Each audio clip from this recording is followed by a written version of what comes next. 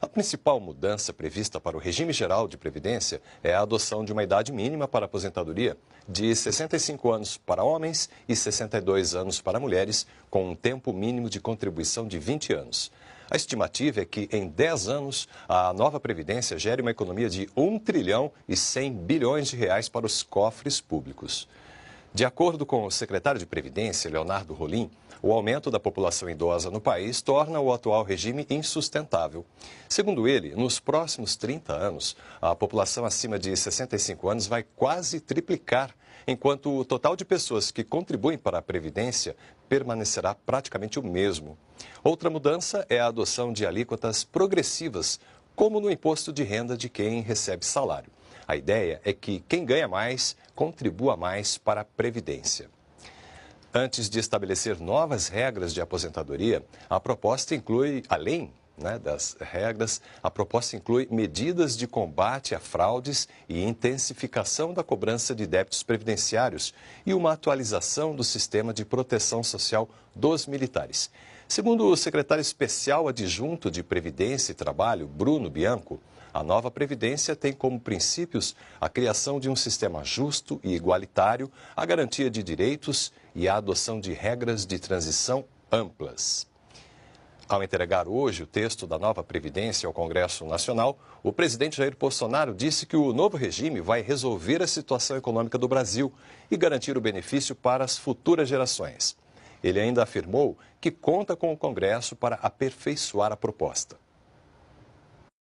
A proposta que, no momento, chega aqui, nós sabemos das dificuldades, mas todos nós, no Brasil, contamos com a competência, com o patriotismo e com o compromisso dos senhores de salvar o Brasil economicamente.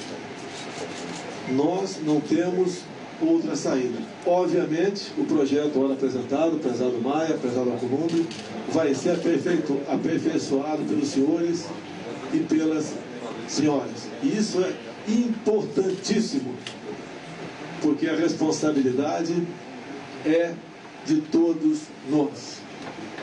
E nós temos que, juntos, realmente mostrar, não para o mundo, mas primeiro para nós mesmos, que nós erramos no passado, eu errei no passado, e temos uma oportunidade ímpar de realmente garantir para as futuras gerações uma previdência onde todos possam receber.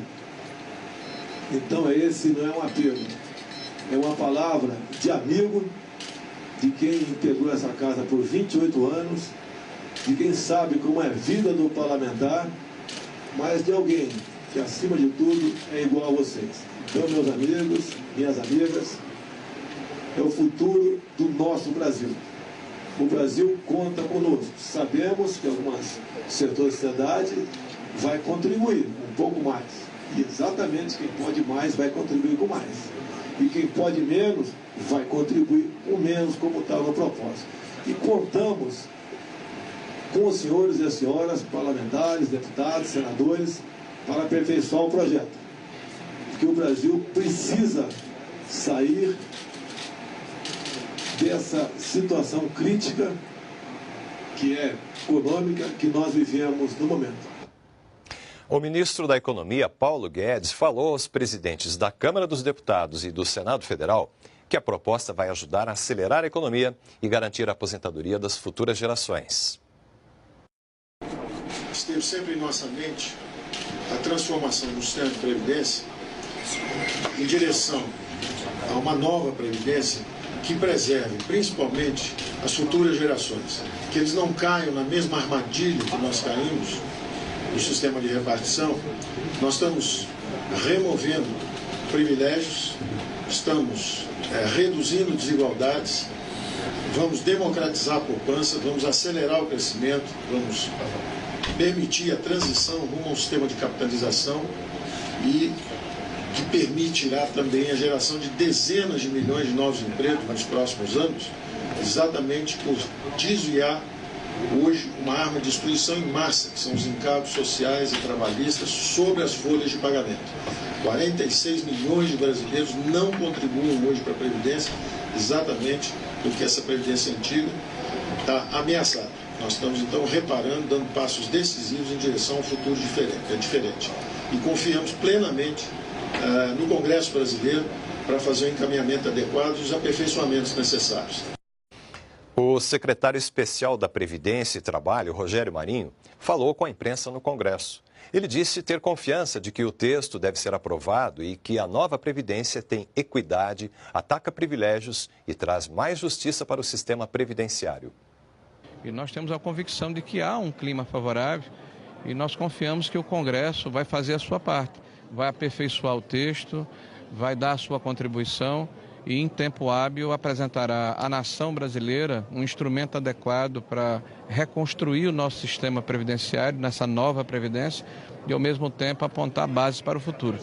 O presidente Bolsonaro está convicto dessa responsabilidade que tem, apoiou extraordinariamente o ministro da Economia e toda a sua equipe na elaboração do projeto, decidiu de forma, eu diria, decisiva em momentos importantes e cruciais, e o projeto que chega aqui à casa é um projeto que tem equidade, que ataca privilégios, que combate fraudes, que ao mesmo tempo, de uma forma, eu acredito assim, muito forte, determina que quem ganha mais vai contribuir com mais e quem ganha menos vai contribuir com menos, o que é um processo de justiça para o conjunto da sociedade.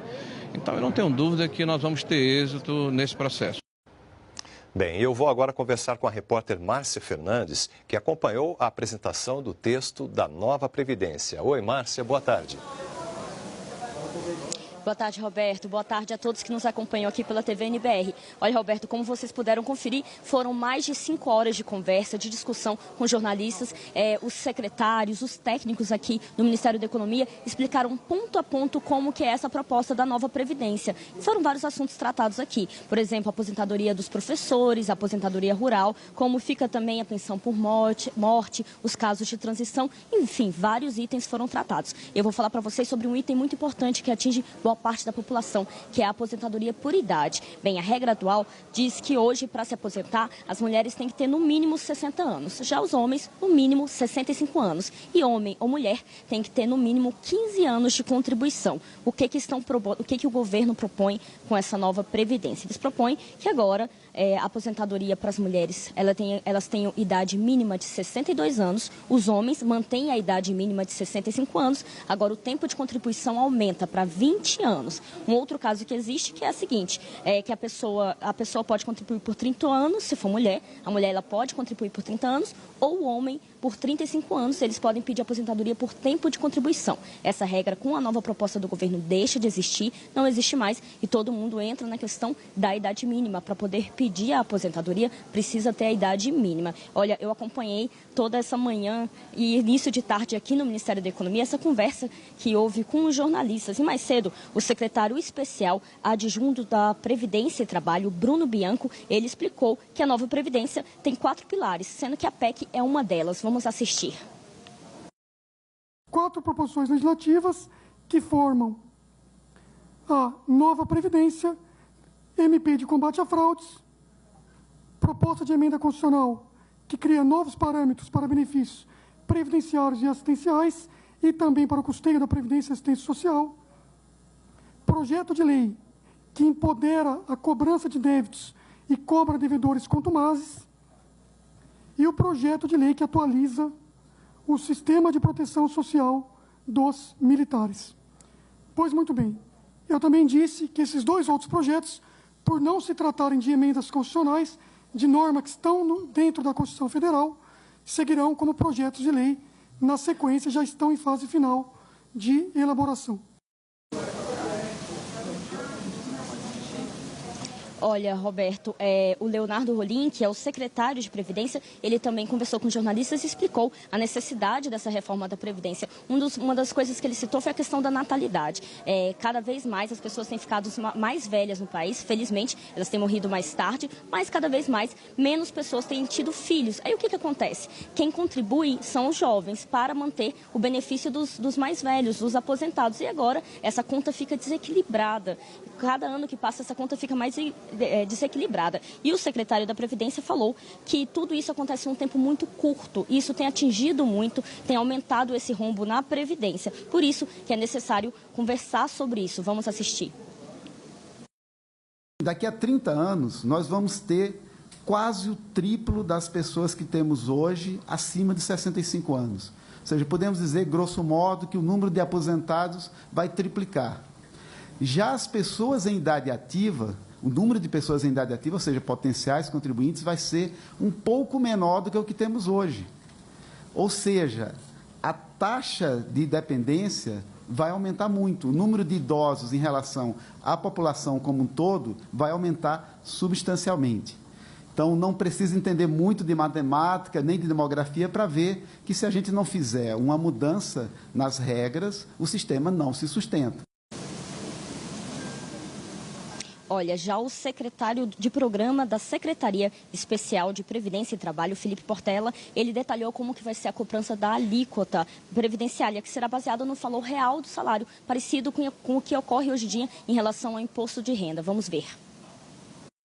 Quem ganha um salário mínimo sempre vai ser 7,5.